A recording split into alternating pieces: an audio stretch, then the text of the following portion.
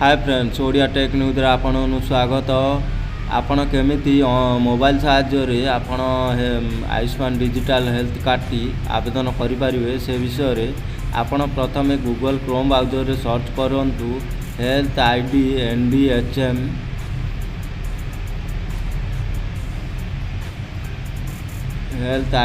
ndhm.gov.in search करनियंतु। Search कर सारा पर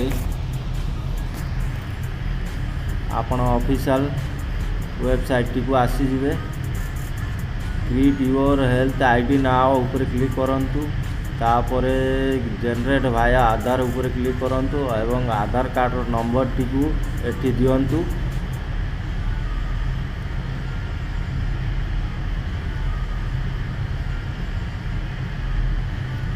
तापरे आई एग्री ऊपर क्लिक करंतु। आई एम नॉट ऊपर क्लिक करंतु।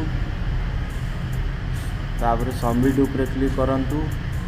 आपण को मोबाइल रे जो नंबर रे लिंक थी आधार कार्ड टी से नंबर रे गोटे ओटीपी आसीबो। से ओटीपी टा एठी दियंतु। सबमिट ऊपर क्लिक करंतु। आपण को आधार कार्ड रे जो नंबर टी थी लिंक थी से नंबर टी एठी दियंतु एवं सबमिट ऊपर क्लिक करंतु। आपण को आ गोटे ओटीपी आसीबो। से ओटीपी टा एठी दियंतु एवं सबमिट ऊपर क्लिक करंतु। आपण को आधार कार्ड रे जे गुडा डिटेल्स थिबो से डिटेल्स एठी शो हबो।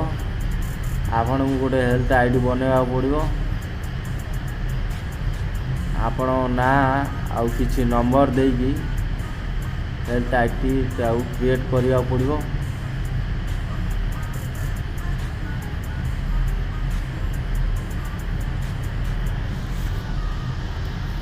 करि सारला परे सबमिट ऊपर क्लिक करंतु। आपण को हेल्थ आईडी कंफर्म हो जाइछि। डाउनलोड करंतु।